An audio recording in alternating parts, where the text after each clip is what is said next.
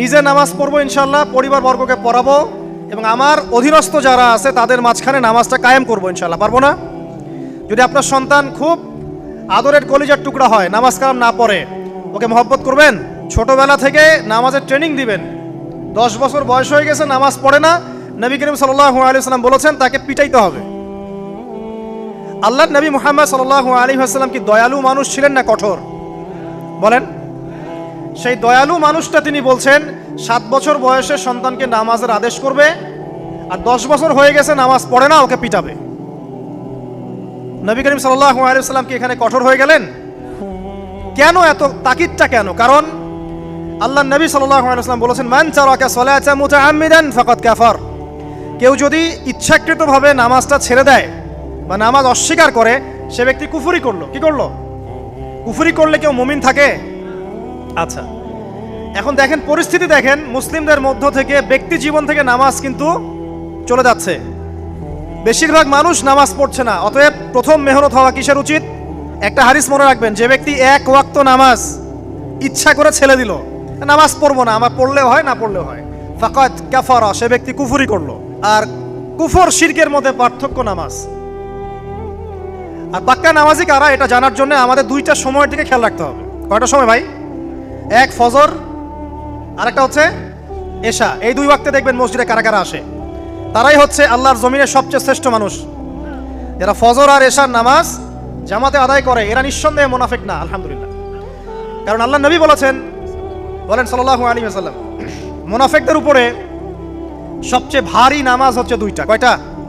এক হচ্ছে ফজর, আর একটা কি? এশা। তো 5 ওয়াক্ত নামাজ গুরুত্ব দিব, সবচেয়ে বেশি গুরুত্ব দিবেন কিসে? ফজর এবং এশা। এই ফরজ নামাজ যখন আপনি ঠিকঠাক পড়বেন, এখন মুসলমানের খাতায় নাম আছে, নামাজ ঠিকঠাক নাই, মুসলমানের খাতায় নাম নাই তো। আর কিয়ামতের মাঠে সবার আগে কিসের হিসাব হবে ভাই? নামাজে। যার নামাজ ঠিকঠাক থাকবে তার বাকি হিসাব ওকে, কোনো সমস্যা নাই। আর যার নামাজ ঠিকঠাক নাই তার বাকি হিসাব ধরা খাবে, হবে না? একজন ব্যক্তি মনে করেন অনেক দান সদকা করেছে, হজ উমরা করেছে, ইত্যাদি ইত্যাদি, নামাজ নাই, কি হবে? ধরা খাবে না? আল্লাহ পাক আমাদের সবাইকে, আমাকে, আপনাদের সবাইকে 5 ওয়াক্ত নামাজি হওয়ার তৌফিক দান করুন, আমিন। আমাদের মা বোন যারা আছে, আমাদের এখানে যুবক ভাই যারা আছে, আমরা সবার প্রতি নসিহত করব, আজকে থেকে নামাজ ছাড়বেন না, ঠিক আছে ইনশাআল্লাহ? আল্লাহ পাক তৌফিক এনায়েত করুন, আমিন। এরপরে আসেন, দেখেন ব্যক্তি জীবন থেকে হালাল রিজিকটা উঠে যাচ্ছে, খেয়াল করেন নাই? এখন মানুষ রিজিকের ক্ষেত্রে হালাল হারামের পরোয়া করে? পরোয়া করে না। যেই দিক থেকে টাকা আসুক, হারাম হোক আর হালাল হোক, এখানে সুদ থাক আর ঘুষ থাক আর জেনা থাক আর আপনার দুর্নীতি থাক, কি থাক, মানুষ চিন্তা করে যে পেটটা বাঁচলেই বাপের নাম, তাই না? যেভাবে হোক রিজিক আসলেই হইল।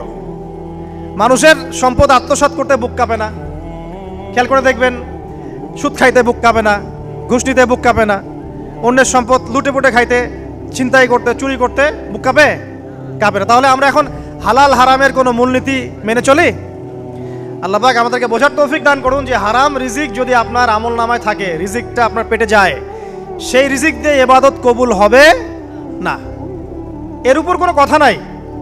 যতই ঘুরায় ফিরায় ব্যাখ্যা করা হোক না কেন, রিজিক যদি হারাম হয় ইবাদত কবুল হচ্ছে না। দোয়া কবুল হবে? নামাজ কবুল হবে? দান সদকা কবুল হবে? তাহলে ব্যক্তি জীবনে ইবাদত কবুল করানোর জন্য হারাম রিজিক ত্যাগ করার দরকার আছে না ভাই, নাকি নাই? তাহলে এখন থেকে আমরা হালাল খাবো না হারাম খাবো?